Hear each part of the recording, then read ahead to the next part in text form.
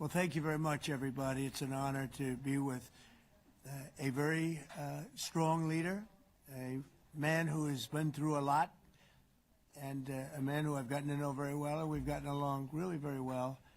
And we had a big call yesterday, as you know, with President Putin, and we'll be talking about it. President Zelenskyy of Ukraine has endured a lot. I mean, he really has. He's endured a lot, and we've endured it with him.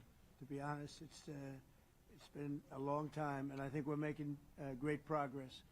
So we're going to be talking about that today. We'll be talking about what took place yesterday with my phone call with President Putin, and I think that things are coming along pretty well.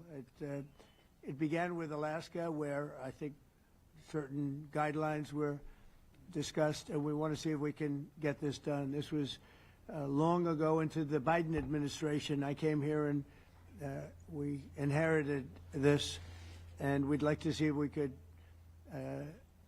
finish it, end it. We want it ended. So many people have died in this war, and we're gonna get it ended. So I just want to thank you all very much. If you have a couple of questions, go ahead, please.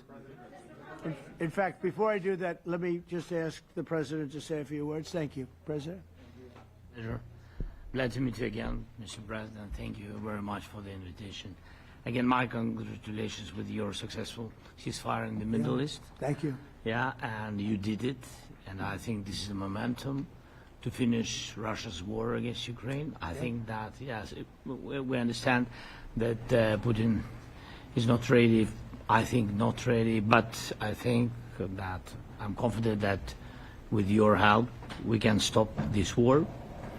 And we really need it. We see that they don't have successful steps on the battlefield, and it's good. I think that their army is weak now, but a lot of losses. They have a lot of losses and in economy and people, and I think this is a very important moment. And I wanted to thank you, Mr. President, after our phone calls. Yesterday I had a good opportunity to meet with the big American energy companies, and they're ready to help us. Yes, after all these attacks on our infrastructure, Russian attacks, and etc. And I had also meetings, thanks to your team. We had meetings with a good military companies. We spoke about air defense, and I want to share it after with details where we are. Thank you. Thank you so much. Thank you very much. Mr. Very good. And I think it looks beautiful in his jacket. Yeah? It's beautiful. I hope people notice. It's a good. It's actually very stylish. I like it. President Trump. Yeah, please go ahead. Under the Biden administration, the White House was fearing of the possible escalation. They were not allowing the Ukrainians to strike into Russia, fearing of this escalation. Yeah. Would your administration allow Ukrainians to strike deep into Russia? We're going to be talking about that. That's something we'll be talking about. You're right. It's an escalation, but we'll be talking about that. Mr. President. Will President Zelenskyy join you in Hungary to meet President Putin? Because it's a leader that we like. We like Viktor Orban. He likes him. I like him. It's a country that's a safe country. Done a very good job. He's been a very good leader in the sense of running his country. He doesn't have a lot of the problems that other countries have. And so we've decided that we'll be going to be with Viktor Orban, and he will, I think he'll be a very good host. President Trump. President Trump. President Trump. It's President Trump. Hungary, yeah. We're doing Hungary, yeah. With Putin. Trilateral meeting, or is it just you and Putin? To be determined, but I would say most likely it's going to be a double meeting. It'll be a double meeting, but we will have the President, Zelenskyy, in touch. There's a lot of bad blood with the two presidents, and I'm not speaking out of turn when I say it. It's a very difficult situation. You know, we just settled the war, and after thousands of years, I guess.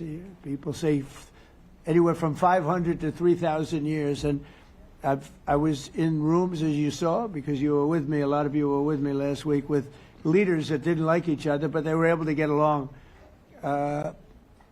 These two leaders do not like each other, and we want to make it comfortable for everybody. So one way or the other, we'll be involved in threes, but it may be separated.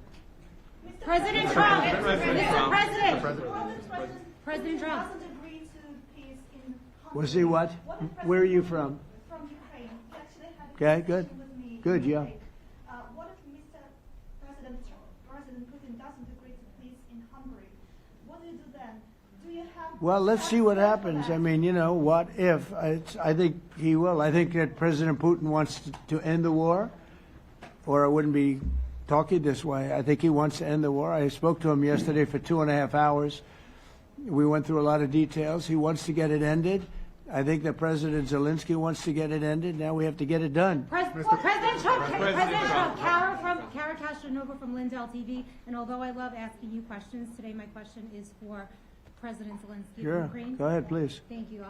Our President Zelenskyy, President Trump, just brokered a peace deal in the Middle East that all Americans, both sides of the aisle, are very proud of.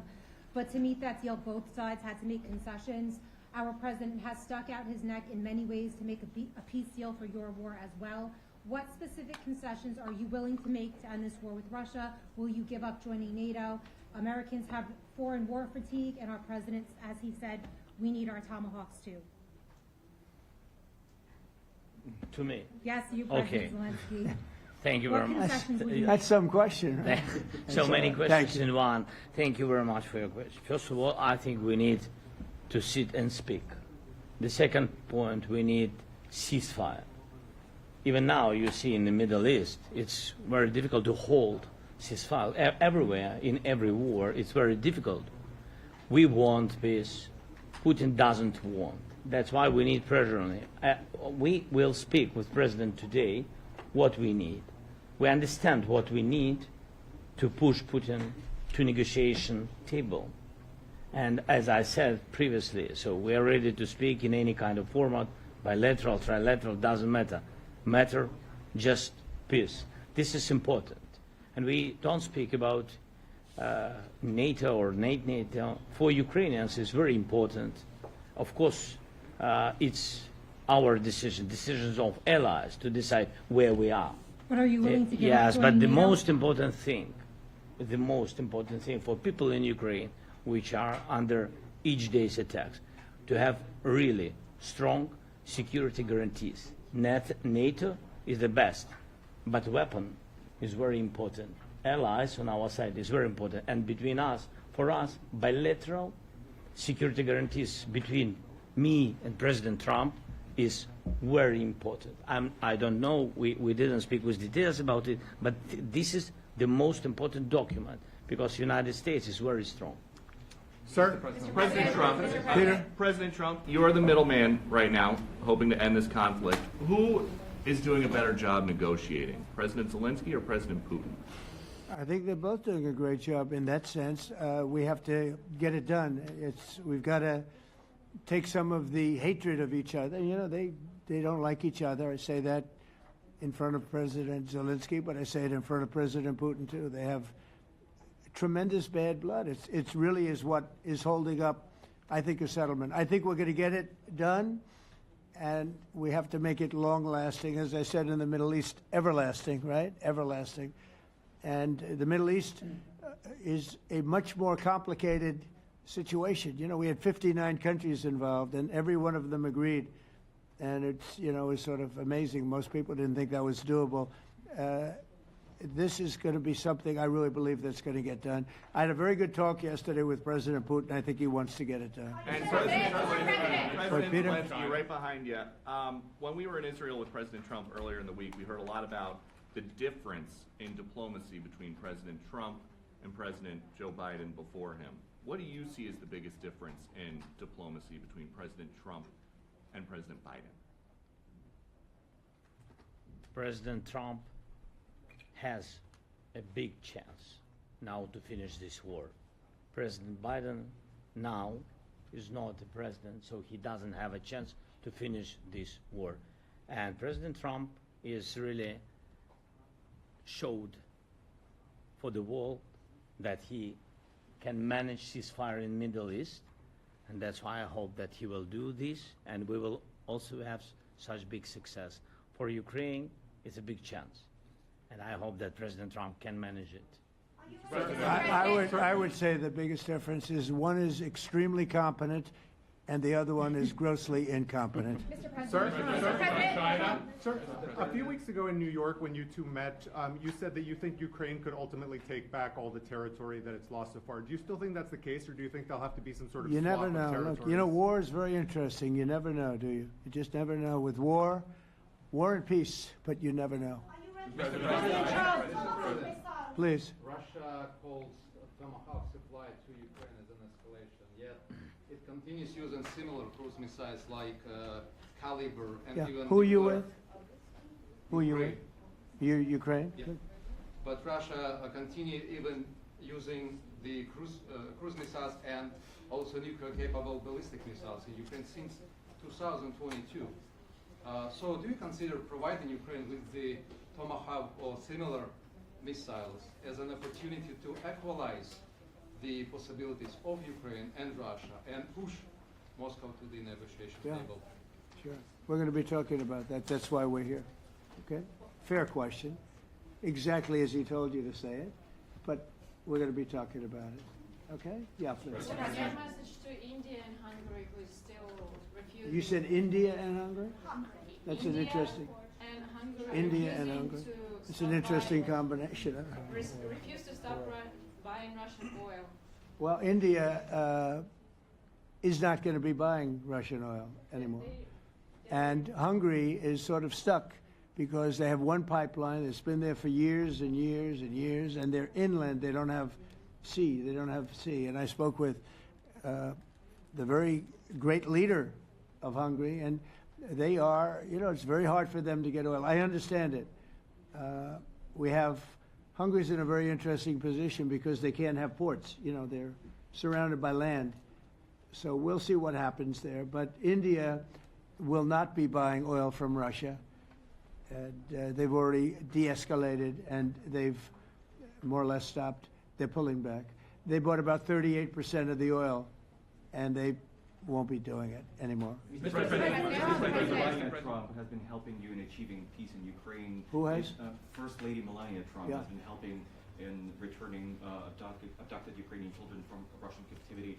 President Zelenskyy, do you appreciate those efforts? How do you assess them? And did you ask her to step in and to help you? No, she wanted to do it. She just felt very strongly about the children, and she's done a really good job, I think, in bringing it to the fore. You know, we have a lot of children involved. Now, it's some people say it's 20,000, and some people say it's 300. There's a big difference between that, so nobody really knows. But she felt very strongly about the children. She thinks about the children all the time.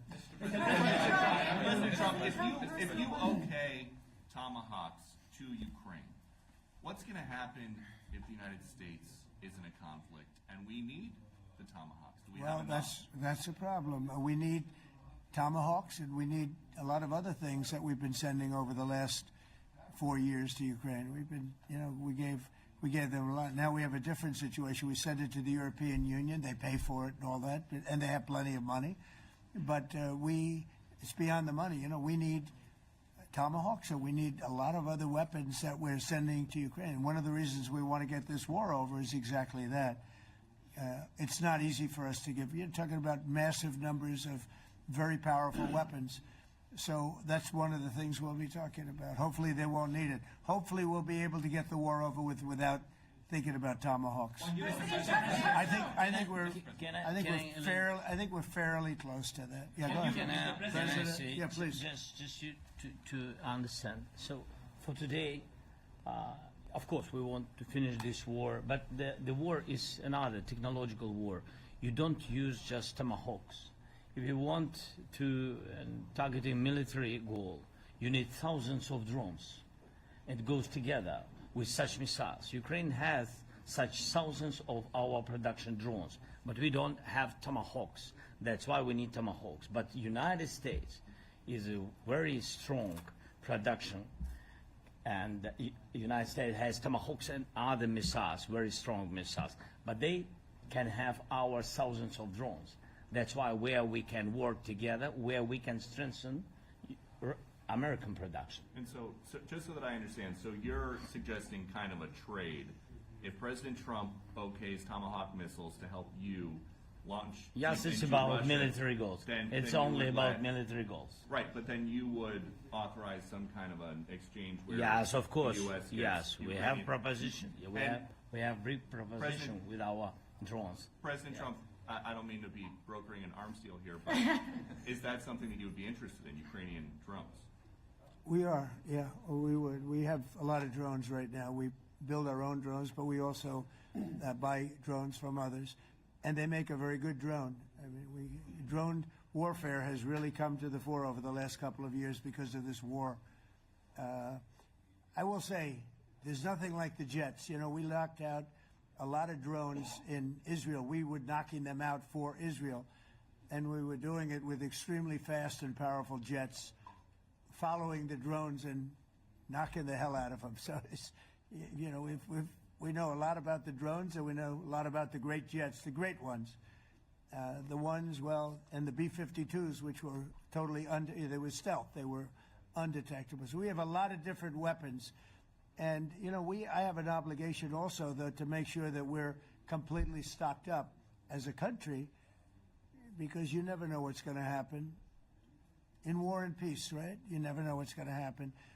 So we're going to be talking about Tomahawks, and would much rather have them not need Tomahawks, would much rather have the war be over, to be honest, because, you know, we're in it to get the war over. We're selling a lot of different types of weapon, as you know, to the European Union. We're not in it for that. We're in it to get it over. We're losing thousands of people a week, thousands of people, Russian, Ukrainian, and mostly soldiers. I mean, mostly soldiers. But we're in it to see that end. And if we can end quickly, and I think we can. I mean, I had a very good talk yesterday. We're going to be talking about it. But I had a very productive talk yesterday with President Putin. We'll see what happens. But the war in the Middle East was far more complicated. We got that one done. And I think we have a good chance. I think President Zelenskyy wants it done, and I think President Putin wants it done. Now all they have to do is get along a little bit. President Can you give us an update on the trade negotiations with China, or perhaps Secretary Bessent? Yeah, I will, and I'm going to let Scott do that. But I think we're doing very well. I think we're getting along with China.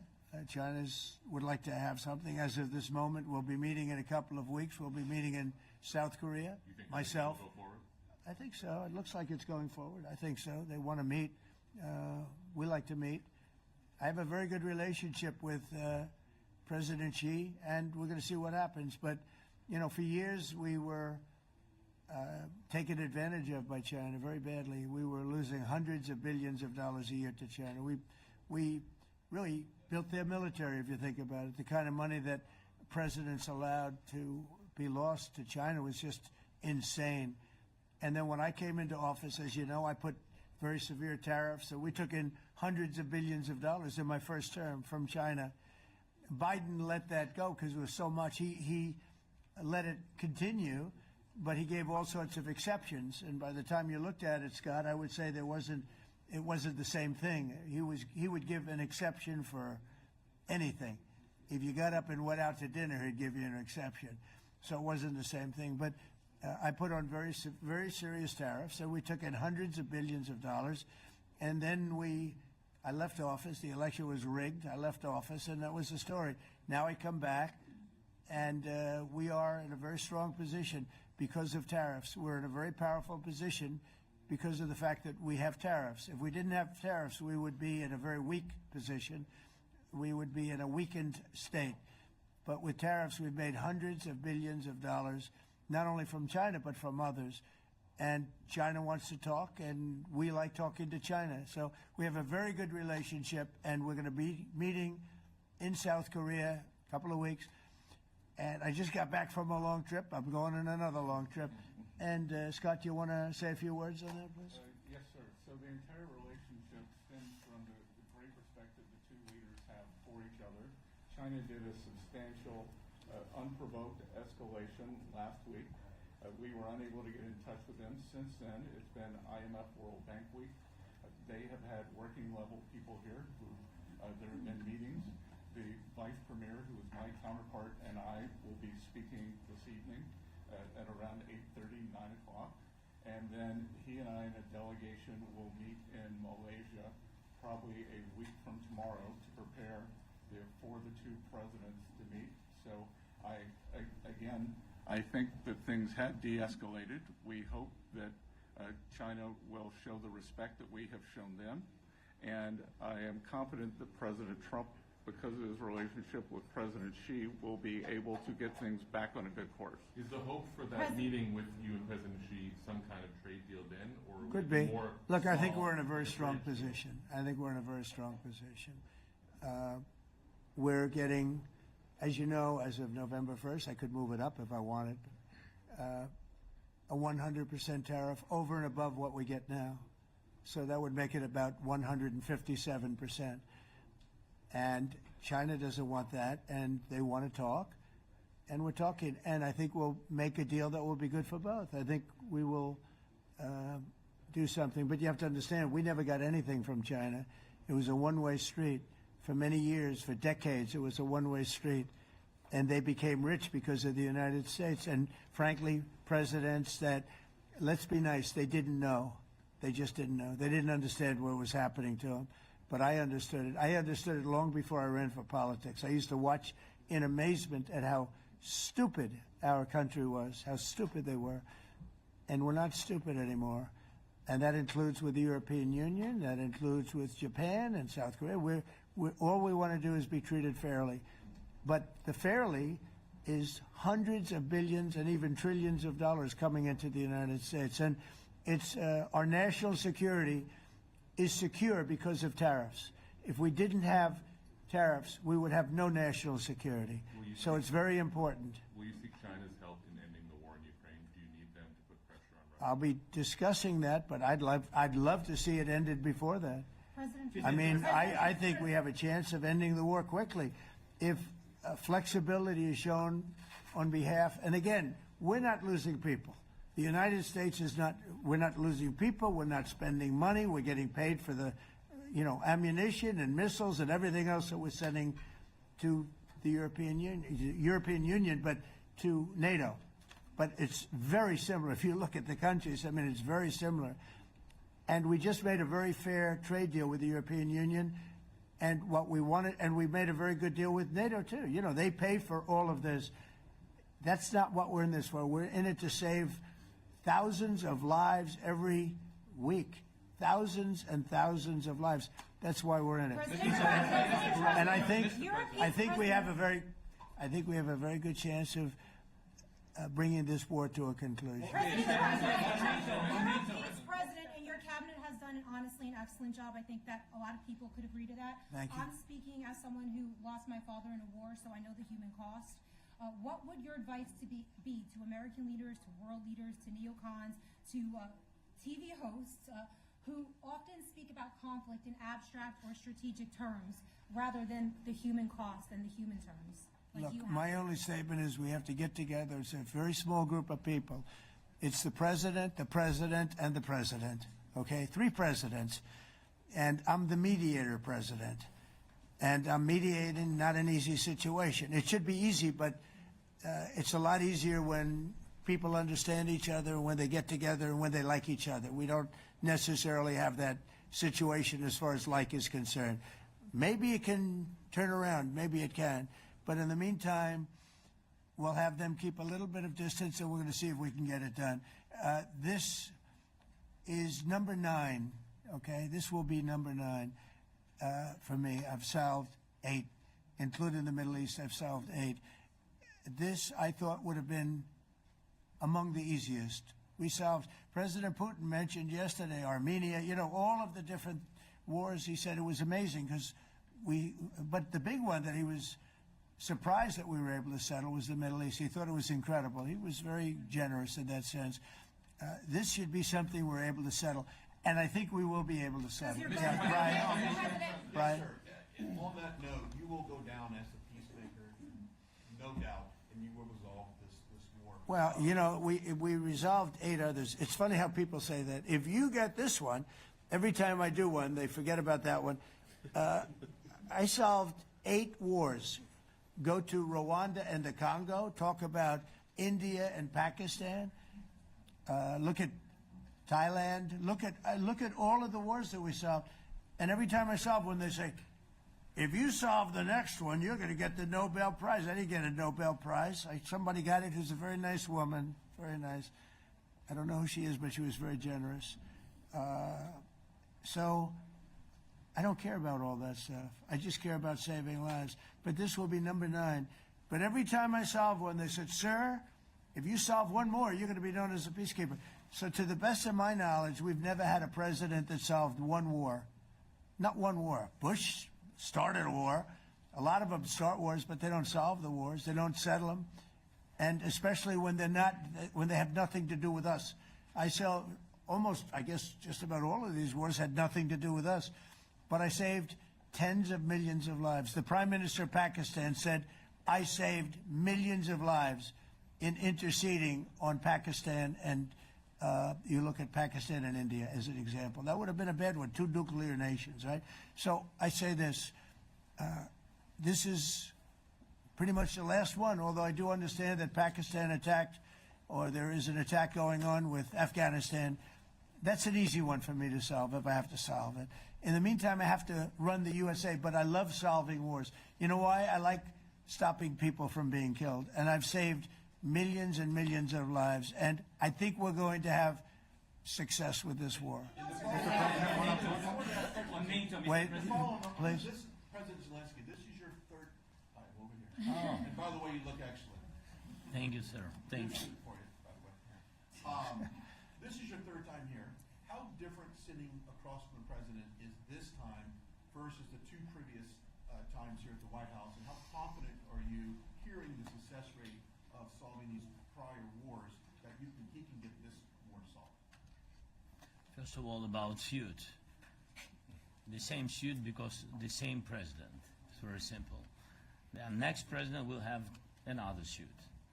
Yes. About our relations with President Trump, I think we have important dialogues, and I think we begin to understand each other. Yes, and I know that President is briefed very well about the situation in the battlefield, and he knows a lot what's going on in the battlefield in Ukraine, and I think it really helps. When you know a lot of things, a lot of details about one or another war, it helps a lot. But we are still in war, and I hope we can manage. It's important. Some countries are not meeting their commitment. You pointed out Spain. They said that it's impossible. No, Spain has not come through. No, Spain has not been loyal to NATO. Spain has been, they're the only one. Everyone went up to, as you know, I mean, you were at 2% and they all went up to 5%, but Spain disagreed with that. I think Spain should be reprimanded for that. I think it's very bad that they did that, but that's up to them. That's up to NATO and Spain. They cannot be expelled from NATO. Can they or not? They cannot, according to the treaty, but they also claim that they are protected by the European Union umbrella for trade. Well, the other people, many of the other countries are in the European Union too. They're not complaining, right? President tell you that this is serious. That's of interest. Mr. President. They're protected. Yeah, please go ahead. Thank you, Mr. President. Do you think you can carry the momentum from the Middle East deal over to this deal? And I do. So, how does that move the needle? Yeah, I do. I think we carry a lot of momentum, a lot of credibility. Getting Middle East done was very important. Nobody thought it could be done. That was one nobody thought could be done, and we got it done. And a lot of that was the big hit that we put on Iran with respect to the nuclear. They took that was an unbelievable military maneuver, the B-2s, and many other planes involved, by the way, but the B-2s. Yeah, I think nobody expected that to happen. And, you know, we had 59 countries involved, and these were countries very diverse. You had Arab, Muslim, Jewish, you had every country, Christian, you had every country, and many countries involved, and we got that done. And we got it done pretty swiftly after we set the table properly. We had to set the table properly. This should be one that we get done. And I think the table is set properly here now, too. And it'll be a great honor. It'll be a great honor to get it done. And the Ukrainian people are great, and the Russian people are great. And obviously they have much in common, as we understand. They have a lot in common. So it'll be a great honor to get it done. Yeah. On Venezuela, there are survivors from your latest boat strike. What happens to those survivors? Well, I'll ask Marco to discuss that possibly. Yeah, it's well known there's an ongoing narco-terrorist operation the United States has been conducting. As far as details of any recent strikes, we're not prepared here to announce all those details, but you'll get that information here very shortly. And how are there survivors when these are meant to be lethal attacks? Yeah, again, I mean, we're undertaking these operations against narco-terrorists. That's what these are. These are terrorists. Let's be clear. And but as far as the details of any recent operations, when we are prepared to announce those, we will, as the president has consistently done. So you may get something on that later today. Let me ask you, that was in a submarine, right? We attacked a submarine, and that was a drug-carrying submarine built specifically for the transportation of massive amounts of drugs, just so you understand. This was not an innocent group of people. I don't know too many people that have submarines, and that was an attack on a drug-carrying, loaded-up submarine. Yeah. On Putin, is it your belief, as Mr. Zelenskyy said yesterday, that the threat of tomahawks and costs, as Secretary Hicks had put it, is that bringing him to the table, the fact that it's kind of a carrot and stick? I don't know what's bringing him to it. I think he wants to make a deal, that's all. I can't tell you what's bringing him. Sure, that's the threat of that is good, but the threat of that is always there. Tomahawks are very dangerous weapons. They're incredible weapons. If you like warfare, it's one of the most accurate. You know, we hit 30 Tomahawks in Iran after the B-2s did their damage. We sort of gave it a little capper with 30 Tomahawks from a submarine, quite far away actually. But they're an amazing weapon. They're a very powerful weapon, but they're a very dangerous weapon. And it could mean big, escalation. It could mean a lot of bad things can happen.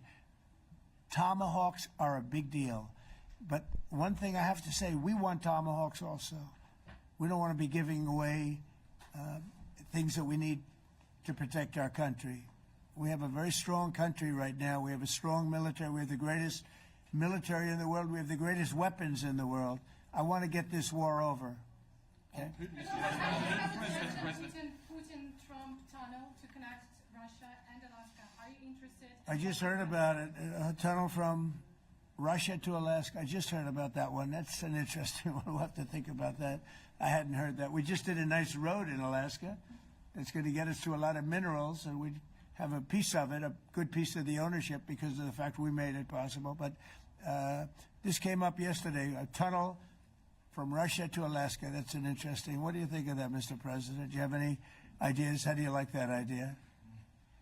I'm not happy with this. I don't think you're going to like it. I don't think you liked it. I don't think you liked it. President Trump, do you think that Vladimir Putin, do you think that Putin is your gut instinct? Well, we had a senator that wanted, remember, from Hawaii, she wanted a tunnel from the mainland to Hawaii. Then she said, well, we can't do that, so we're going to build a railroad to Hawaii. Do you remember? She's a current sitting senator, a Democrat. She wants a railroad to go to Hawaii, right? You know who that is, right? She's another beauty. President Trump, your gut instinct. Yeah, please. On your meeting with Putin, aren't you concerned that maybe the Russian president is trying to buy himself more time? Yeah, I am, but, you know, I've been played all my life by the best of them, and I came out really well, so it's possible, yeah, a little time. Is your gut it's all right. But I think that I'm pretty good at this stuff. I think that he wants to make a deal. I made 8 of them. I'm going to make a 9th. I think he wants to make a deal. Well, I think that he should have won the war in a week. Yeah, I do think. And if we didn't give the anti-tank missiles, as you know, the javelins they call them, they got stuck in the mud. They would have been in Kiev very quickly. They were heading to Kiev. So You know, in war, you have a lot of luck, too. You know, people, weather has won war, and the cold and the heat and all things take place in war. But that was a very interesting moment when the tanks started rolling and some brilliant general said, let's go through the mud instead of going down the highway, right? So they got a little bit lucky. But you know where they really got lucky? I gave javelins. That wasn't given by Barack Hussein Obama. He gave them sheets. You know, there's a statement. Obama gave them sheets, and I gave them the javelins. And the javelins are a devastating weapon. And that wasn't given by Obama. That was given by, because at the time it was Obama. That was given by me. So it was like one of those things. And you had hundreds of them. They're a devastating weapon. We have a lot of devastating weapons. I'd rather not use them. But that was a big moment. You know, when the tanks got stuck, they got stuck. And call it luck or call it talent. I'm not sure what you'd call it, but it was a big moment in time. Do you think Democrats will give you credit? Do you think Democrats will give you credit when you finally end this war, like they did with the war in the Middle East? And I think right now the Democrats are really damaged, mentally damaged. They want to take $1.5 trillion with a T, $1 trillion, and give it to people that invaded our country. They came into our country illegally, from prisons, from mental institutions, gang members. They want to give them health care and take it away from our citizens. We're not going to do that. $1.5 trillion. They want to destroy. They want to destroy our health care system. We're not going to let that happen. Your phone you authorize CIA operations in Venezuela as part of Well, I wouldn't say that, but some interesting things are happening around the world. I'll say that. Mr. President, it has been reported that Maduro offered everything in his country, all the natural resources. He even recorded a message to you in English recently, offering mediation. What should we do in order to stop that? He has offered everything. He's offered everything. You're right. You know why? Because he doesn't want to around with the United States. Thank you, everybody. Thank you. Thank you, everybody.